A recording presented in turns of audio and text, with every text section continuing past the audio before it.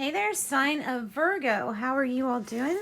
My name is Kim, and I'll do your reading for January 6th and 7th. And then after that, I should have your weekend reading out. Then the weekly for the next week. So, let's get started. Let me thank you all for watching, subscribing, commenting. I appreciate everything that, helps support this channel. It's a dream of mine, so I do appreciate each and one of you for helping me make that dream come true. Now, we're going to get started, and I always start by calling in the divine white light to surround us as we do the reading and surround you as you watch the reading. Calling in our angels, spirit guides, higher self, higher power, all of that stuff, all the good stuff that really anybody that wants to help out for the greater good. There's going to be some traffic here in a second. It sounds like an ambulance. Hang on one second. Yeah, gosh, that's the second ambulance that's gone by. I always get like this sinking feeling. See the ambulance. When I see more than one, I'm like, oh, God. I hope everybody's okay. There are lots of car wrecks on this road, so unfortunately. All right, so Virgo, what do we got? What do we got with the archetype deck? The Tear. All right, the Tear. Let me read this to you because it is, I think this one is it's a little sad. It's a little sad, I would say. But it's also about releasing. It's about release. So it's like, don't hold on to any kind of pent up feeling. That would be forcing it. You would be forcing something if you're holding something inside and not expressing it. And sadness, just the same as, grief, it really has a low vibration to it. So it helps to get it out, to listen, to get somebody to listen to you. All right, the Tear. This is the morning, the release, the rain. Yeah. Oh. All right. It's allowing yourself to be held right now. This card appears when there's grieving yet to do, a sinking down into disappointment or despair that once it's acknowledged will bring a shimmer of clarity to our eyes. So when light, this means melody, melancholy flowing through. When dark, this card can mean drowning, drama, or murkiness.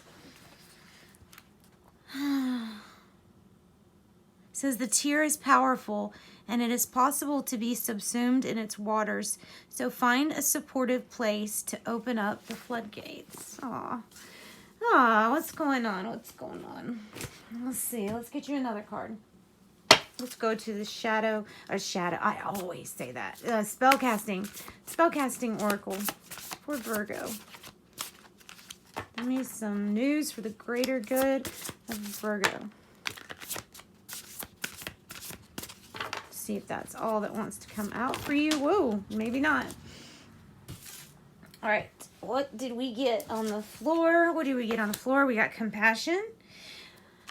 We have home.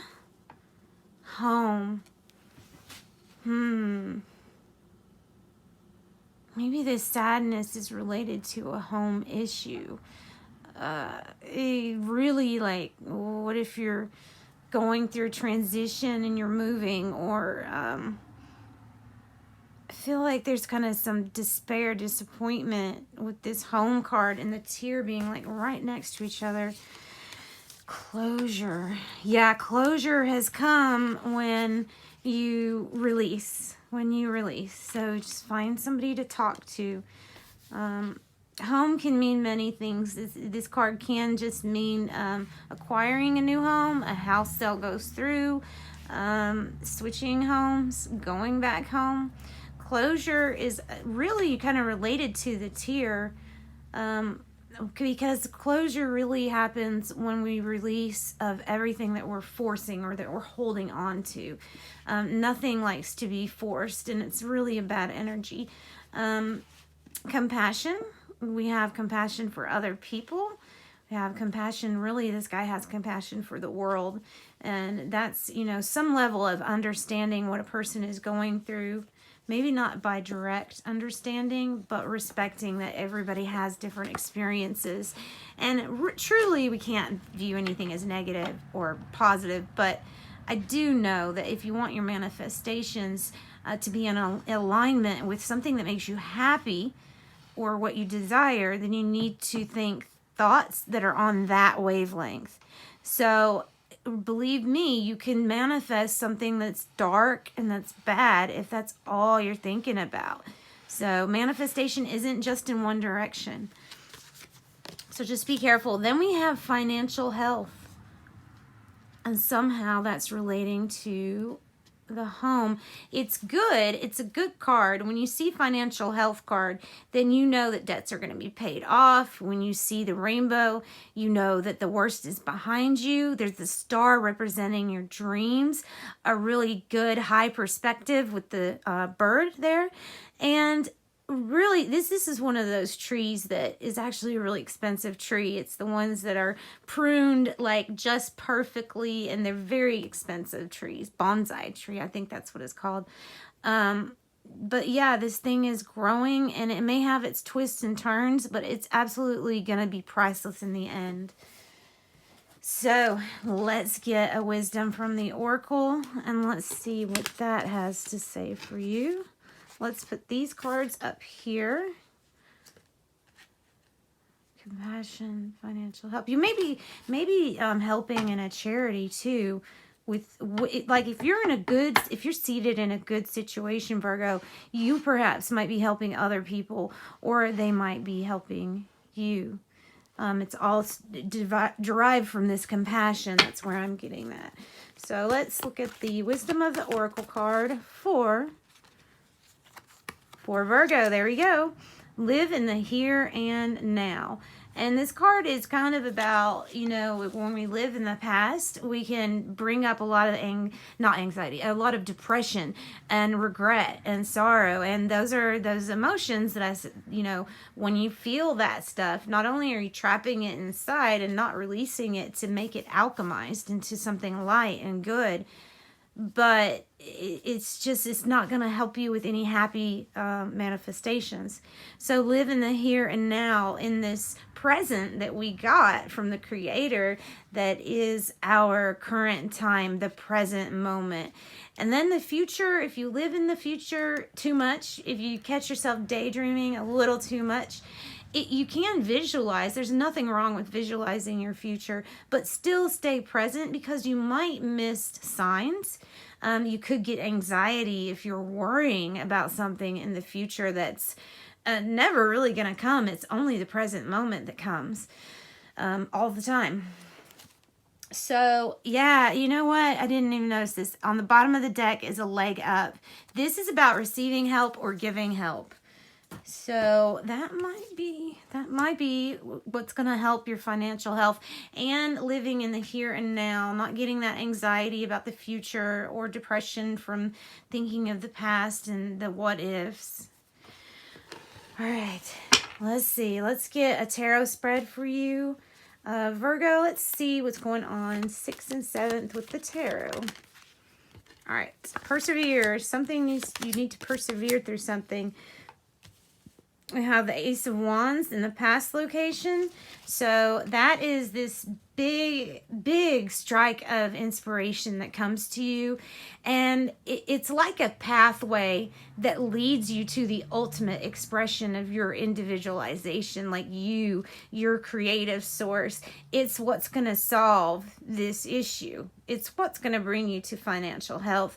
And we need to make sure that the challenge is that we're using our heart and our brain. So we need that heart-brain coherence. When you add feeling to thought, it makes it that much more powerful.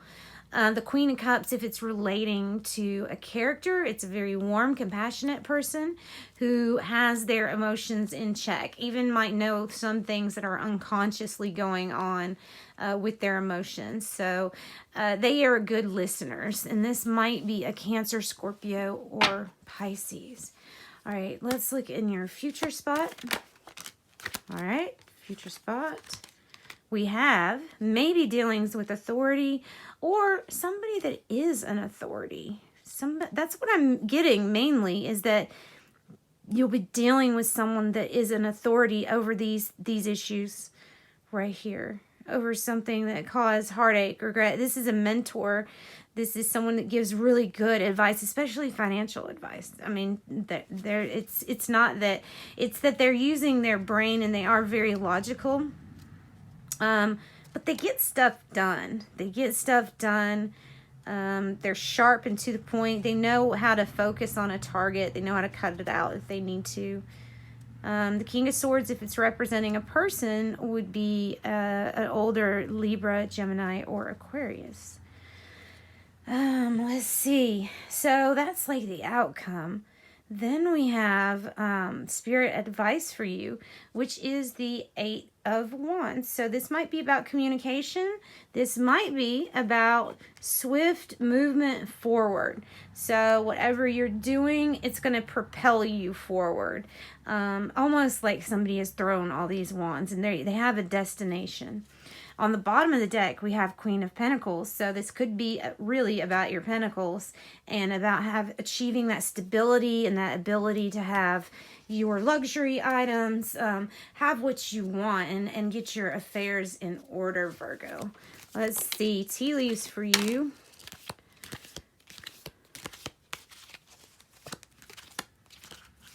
Hopefully there's some good news in here too. The financial pinch, I kind of expected that one to maybe show up. We have family sorrow about something. Family sorrow. I'm going to put that there with the tear. Fair woman, dealings or relationship with a woman with blonde, gray, or white hair. Maybe this Queen of Cups. Or maybe the inspiration. Who knows? One of those. Rooster, an arrogant, boastful person that you should not cross. Probably this King of Swords. Financial pinch is what we're getting inspiration on, and we need closure from living in that lack mindset. Getting together with friends, dogs, getting together with friends. Somewhere in there, there's celebration. And then pale, time to get out of a situation, I think, is this financial pinch that you're going to get out of. And then broom, new home, new attitude. So this home card really meant for somebody a new home. So thanks, you guys. Sending love and light out to you. Join me for your next reading. I'll have the weekends out, and then I'll have the weekly. Thank you. Bye.